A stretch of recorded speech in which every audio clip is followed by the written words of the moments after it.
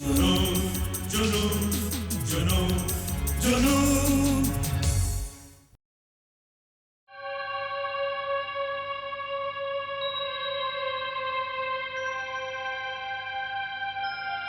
आइए सूरज, अंदर आइए प्लीज।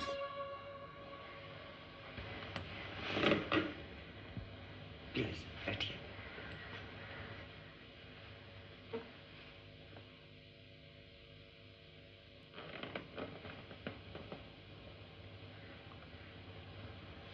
सीमा जी आज ही दिल्ली से आई।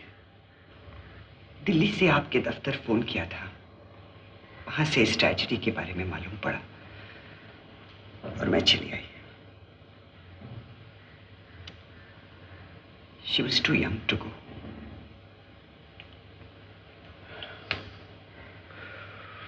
अच्छा बेटे, मैं दफ्तर चलूंगा, काफी काम पड़ा है।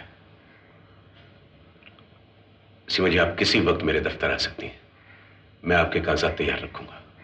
कोई जल्दी नहीं है लाला जी, 2-1 दिन में आ जाऊंगी। ओके। अच्छा बेटे।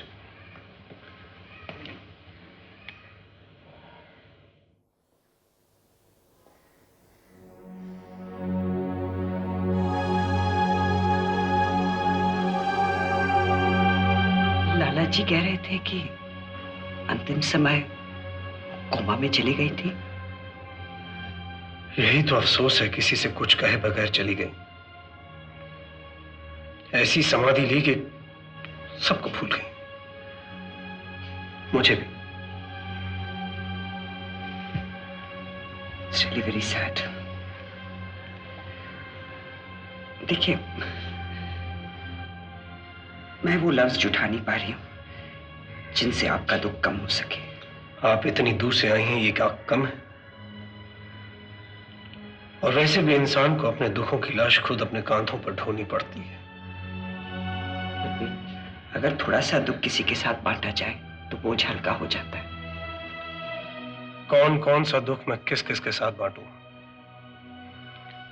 मेरी हालत तो बिल्कुल एक ऐसे मुसाफिर की तरह हो गई है जिसका सब कुछ रास्ते में लुट चुका हो। सब कुछ। सब कुछ तो नहीं, ये जिंदगी तो है। आप भी उसी परिस्थिति से गुजर रहे हैं जिससे मैं कुछ महीने पहले गुजर रही थी। पापा के जाने के बाद मैं बिल्कुल इसी तरह बिखर गई थी। बहुत लोग आते थे हमदर्दी जताने, लेकिन जो भी आता उसका कोई ना कोई जाती मतलब होता। कोई पापा की जायदाद हथियाना चाहता था, कोई उनका रुपया पैसा, और तो और किसी की नजर खुद मेरे ऊपर होती। मैं तो पागल हो रही थी। फिर मैंने सोचा ऐसे कैसे चलेगा। मैं उठी और मैंने उन सब के लिए अपने सारे दरवाजे बंद कर दिए। मुझ में सारी दुनिया से टक्कर लेने की ताकत पैदा हो गई थी। मैं तो लड़की थी, आप तो मर्द हैं। ताकत तो मुझ में भी थी, लेकिन अब भी है। जरा सी हिम्मत चाहिए। एक बात कहूं, बुरा मत मानिएगा। आपके दिल पर माताजी के गुजर जाने के अलावा भी कोई और बोझ है जिसे आप छुपाने की कोशिश कर रहे हैं। मेरे दिल पे और क्या बोझ हो सकता? इधर देखिए, आपने अभी अभी कहा कौन कौन से दुख किस किस से बांटूं। वो तो मैंने ऐसे ही, मालूम नहीं मैं आजकल क्या क्या बकता रहता हूं। सॉरी।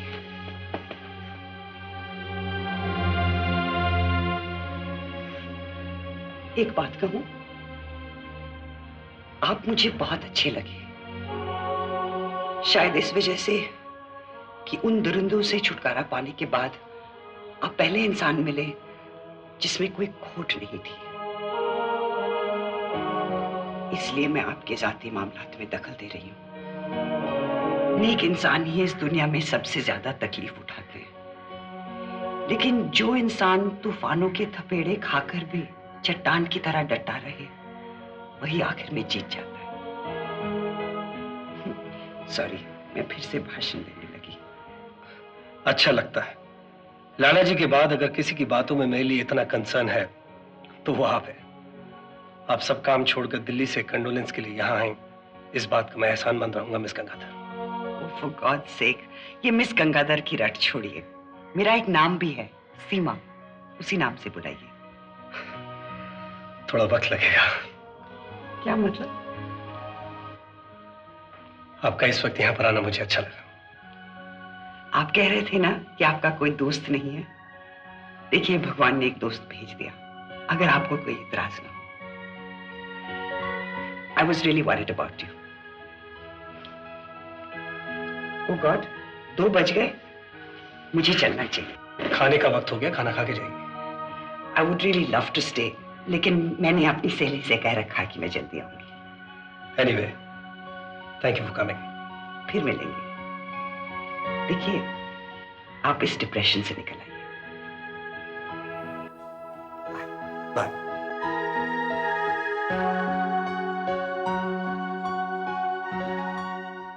अरे बाबा, इनका हाथ क्यों पकड़ता है? हाँ, इस मजदूर के हाथ तो सीमेंट और गारे से खुरदरे हो गए हैं।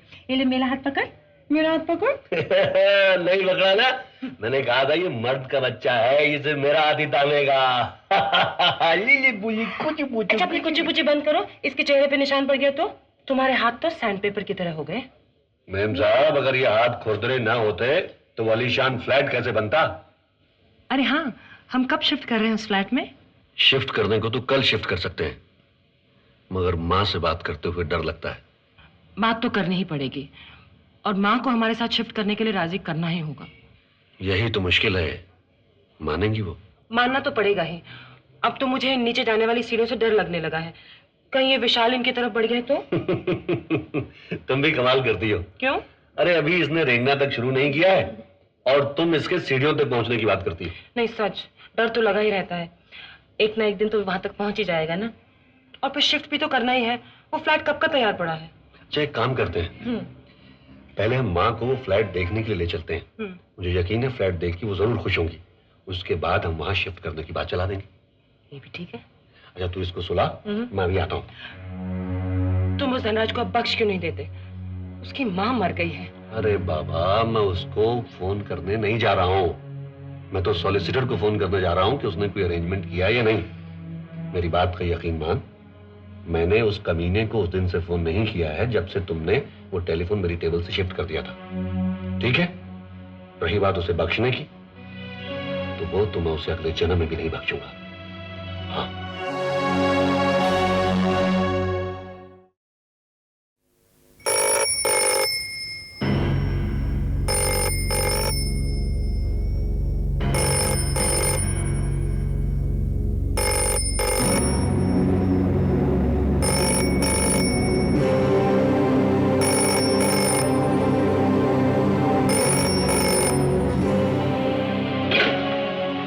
हेलो।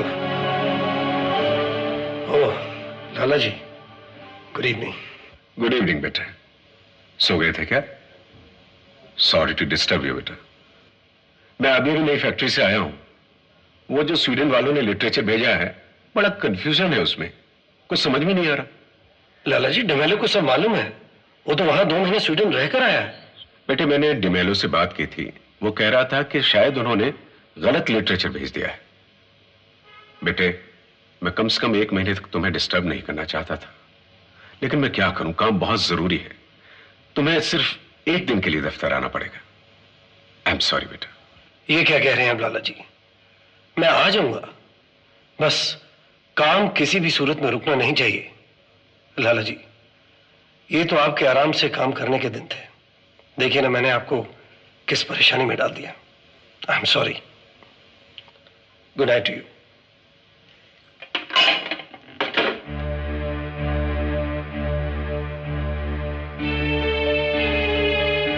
For God's sake, ये मिस गंगाधर की रट छोड़िए। मेरा एक नाम भी है, सीमा, उसी नाम से बुलाइए। सीमा, रीमा, सीमा, रीमा, सीमा, रीमा, सीमा, रीमा। जुनून, जुनून, जुनून, जुनून।